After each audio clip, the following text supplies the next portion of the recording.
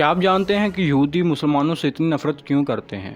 کس طرح آج سے تقریباً 70 سال پہلے اسرائیل کا کوئی بھی ملک نہ تھا، یہ لاوارث تھے، لیکن آج دیکھتے ہیں کہ اسرائیل کے نام سے ایک ملک وجود میں آیا ہے، فلسطین پہ کیسے قبضہ ہو گیا ہے۔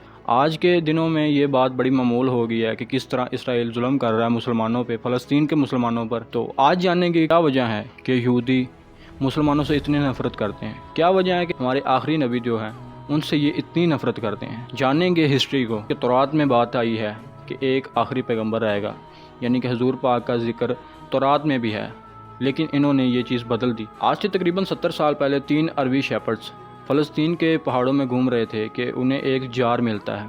اس جار میں کچھ پرانے پیپرز اور پتھر تھے۔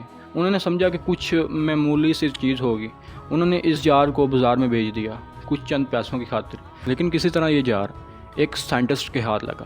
اس نے دیکھتے ہی اندازہ لگا لیا کہ یہ یہودیوں کی مقدس کتاب تورات کے پیجز ہیں، لیکن یہ بہت پرانے تھے، تقریباً 2500 سال پرانے تھے۔ اس نے اس پیپرز کی کاربن ڈیٹنگ کروائی تاکہ معلوم ہو سکے کہ یہ کتنے پرانے ہیں۔ اس کے بعد معلوم ہوا کہ یہ واقعی 2500 سال پرانے ہیں، یعنی حضرت عیسیٰ کے آنے سے بھی پہلے کے ہیں۔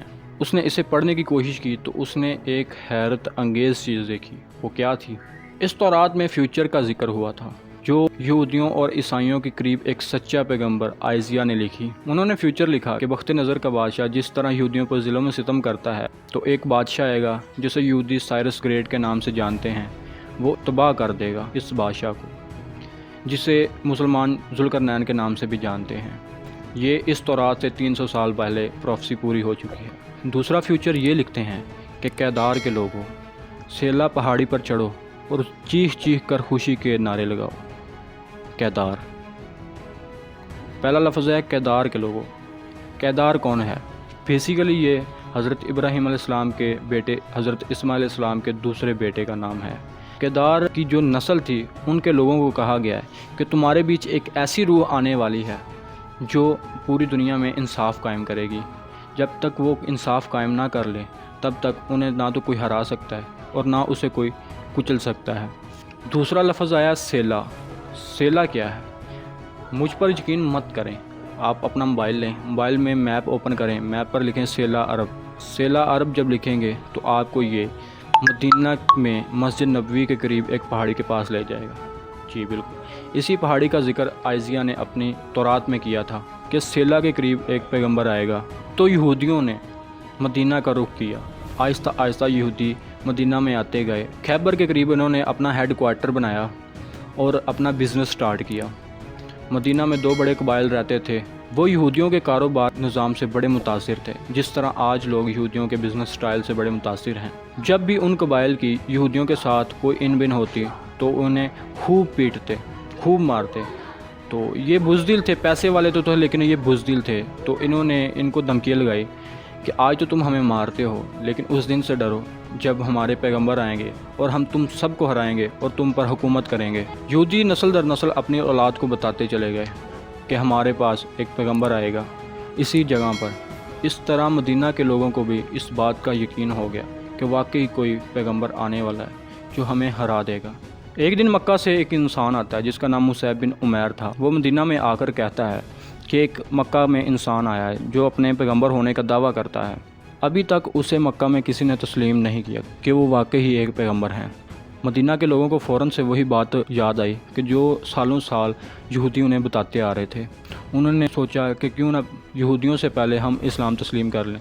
تو مدینہ کے 2 بڑے قبائل مسلمان ہو گئے۔ جب یہودیوں کو اس بات کی بھنک پڑی تو انہوں نے سوچا کہ وہ پیغمبر جو ہم میں سے آنے والا تھا عربیوں میں کیسے آ سکتا ہے۔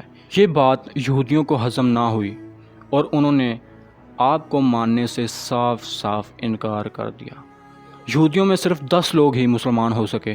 جب مکہ سے مدینہ کو حضرت محمد صلی اللہ علیہ وآلہ وسلم نے ہجرت کی تب مدینہ میں صرف 3 قبیلے یہودیوں کے موجود تھے۔ ان میں سے پہلا قبیلہ بنو قینقاع تھا، دوسرا بنو نذیر اور تیسرا بنو قریظہ۔ یہ 3 قبائل مدینہ میں موجود تھے۔ جب حضور مدینہ تشریف لائے تو انہوں نے یہودیوں کے ساتھ ایک معاہدہ قائم کیا۔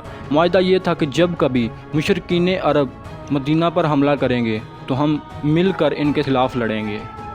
یہ بات اور یہ معاہدہ یہودیوں نے ایکسیپٹ کیا۔ لیکن جب غزوہ بدر اسلام کی پہلی جنگ آئی تو بنو قینقاع انہوں نے حضور کے ساتھ بد عہدی کی اور پیچھے ہٹ گئے۔ تب حضور پاک غزوہ بدر کے بعد سب سے پہلے ان کے پاس آئے اور انہیں حکم دیا کہ تمہیں شہر بدر کیا جائے، تو انہیں شہر بدر کر دیا۔ اس کے بعد 2 قبیلے بچے، ان میں سے بنو نذیر قبیلہ تھا جو وہ مسلمانوں کو طعنے مارتے تھے کہ وہ تو مکہ کے لوگ تھے جو تم سے ہار گئے، اگر کبھی تمہاری ہمارے ساتھ جنگ ہوئی تو ہم بتائیں گے کہ مرد کیا ہوتا ہے۔ تو اگلی باری ان کی آ گئی غزوہ احد پر، انہوں نے مسلمانوں کے ساتھ بد عہدی کی۔ جب غزوہ احد ختم ہوئی تو یہ اپنے قلعوں میں چھپ گئے، لیکن کچھ ہی دنوں کے بعد انہوں نے ریکویسٹ کی کہ ہمیں مارا نہ جائے، ہمیں قتل نہ کیا جائے، ہم خود بخود ہی شہر بدر ہو جاتے ہیں۔ اس کے بعد آخری قبیلہ بچا بنو قریظہ، انہوں نے بھی مسلمانوں کے ساتھ بد عہدی کی۔ بیسیکلی یہودیوں نے تو اللہ کے ساتھ بد عہدی کی تھی، تو مسلمان کیا چیز ہیں؟ انہوں نے غزوہ خندق پہ مسلمانوں کے ساتھ بد عہدی اور کفار مکہ کے ساتھ مل گئے۔ تو حضور پاک جب غزوہ خندق کے موقع پر واپسی آئے تو جب حضور پاک ان کے پاس گئے تو انہوں نے کہا کہ میں آپ کا فیصلہ نہیں کروں گا، آپ کا فیصلہ کریں گے سعد ابن معاذ۔